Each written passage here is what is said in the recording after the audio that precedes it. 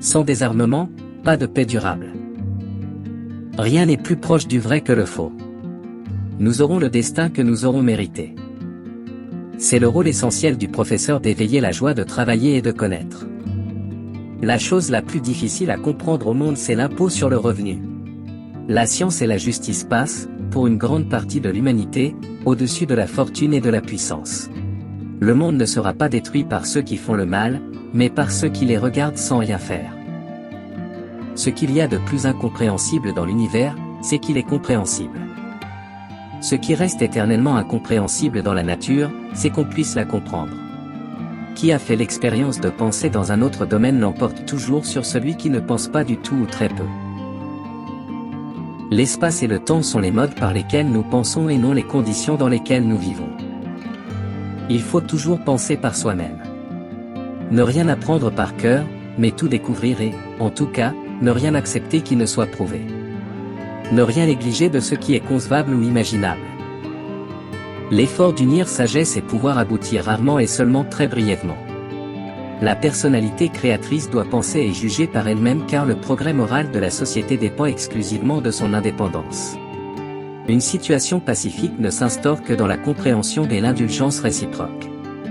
Le monde est dangereux à vivre non pas tant à cause de ceux qui font le mal, mais à cause de ceux qui regardent et laissent faire. Pour être un membre irréprochable parmi une communauté de moutons, il faut avant toute chose être soi-même un mouton. Celui qui ressent sa propre vie et celle des autres comme dénuée de sens est fondamentalement malheureux, puisqu'il n'a aucune raison de vivre. L'enseignement devrait être ainsi, celui qui le reçoit le recueille comme un don inestimable, mais jamais comme une contrainte pénible. Rare est le nombre de ceux qui regardent avec leurs propres yeux et qui éprouvent avec leur propre sensibilité. J'apprécie dans notre système politique, la sollicitude plus étendue pour l'individu en cas de maladie ou de besoin. Mon idéal politique est l'idéal démocratique. Chacun doit être respecté en tant que personne et personne ne doit être divinisé. J'ai le sentiment que les différences de classe sociale ne sont pas justifiées et qu'elles ne reposent en fin de compte que sur la violence. Les nationalités ne veulent pas être mélangées mais suivre leur propre destin. Une situation pacifique ne s'instaure que dans la compréhension et l'indulgence réciproque. La distinction entre passé, présent et futur n'est qu'une illusion, aussi tenace soit-elle. Le nationalisme est une maladie infantile. C'est la rougeole de l'humanité. J'affirme que le sentiment religieux cosmique est le motif le plus puissant et le plus noble de la recherche scientifique. Le culte de la personnalité reste à mes yeux toujours injustifié.